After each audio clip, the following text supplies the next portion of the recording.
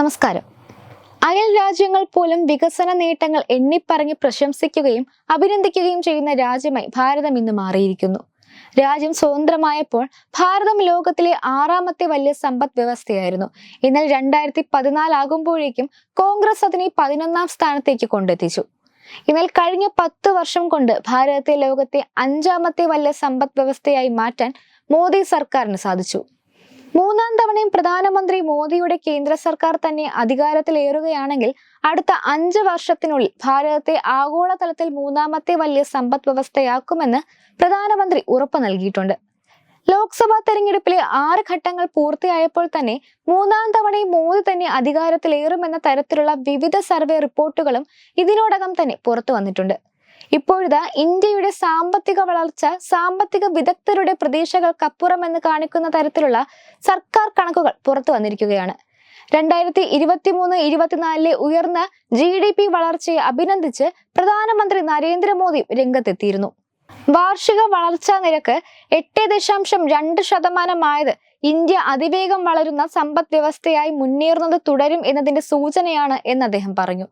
ഇതെല്ലാം വരാനിരിക്കുന്ന കാര്യങ്ങളുടെ ഒരു ട്രെയിലർ മാത്രമാണ്. ജനുവരി മുതൽ മാർച്ച് വരെയുള്ള പാദത്തിൽ ഇന്ത്യയുടെ സമ്പദ് വ്യവസ്ഥ 7.8% വളർച്ച കൈവരിച്ചു. ഇത് 2024 സാമ്പത്തിക വർഷത്തിലെ വാർഷിക വളർച്ചാ നിരക്ക് 8.2% ഉയർത്തി. പ്രധാനമായും ഉൽപാദന രംഗത്തെ മികച്ച പ്രകടനത്തിന്റെ ഫലമായാണ് ഇതെന്ന് അദ്ദേഹം പറഞ്ഞു. നമ്മുടെ രാജ്യത്തെ കഠിനാധ്വാനികളായ ജനങ്ങൾക്ക് നന്ദിയെന്ന് മോദി കൂട്ടിച്ചേർത്തു. ദേശീയ സ്റ്റാറ്റിസ്റ്റിക്കൽ ഓഫീസിൽ നിന്നുള്ള കണക്കുകൾ പ്രകാരം 2022-23 സാമ്പത്തിക വർഷത്തിലെ 7% വളർച്ചയിൽ നിന്ന് 2023-24 ഇന്ത്യൻ സമ്പദ് വ്യവസ്ഥ 8.2% വികസിച്ചത്.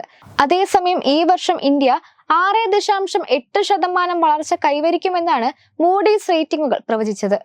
ലോകത്തിലെ തന്നെ ഏറ്റവും മികച്ച സാമ്പത്തിക ഏജൻസികളിൽ ഒന്നായ മൂഡീസിന്റെ പ്രവചനത്തെ പോലും ഞെട്ടിച്ചാണ് ഇന്ത്യൻ സമ്പദ് വ്യവസ്ഥ കുതിക്കുന്നത്. ശക്തമായ സാമ്പത്തിക വികാസവും തെരഞ്ഞെടുപ്പിന് ശേഷമുള്ള നയത്തുടർച്ചയും ചൂണ്ടിക്കാട്ടി 2025 ഏറ്റവും കുറഞ്ഞത് 6.5% വളർച്ച ഇന്ത്യൻ സമ്പദ് വ്യവസ്ഥ കൈവരിക്കുമെന്നാണ് മൂഡീസ് വ്യക്തമാക്കുന്നത്. എന്തായാലും മെയ് 31 സ്റ്റാറ്റിസ്റ്റിക്കൽ വകുപ്പ് പുറത്തുവിട്ട കണക്കുകൾ ഏറെ ആത്മവിശ്വാസം പകരുന്ന ഒന്നായി.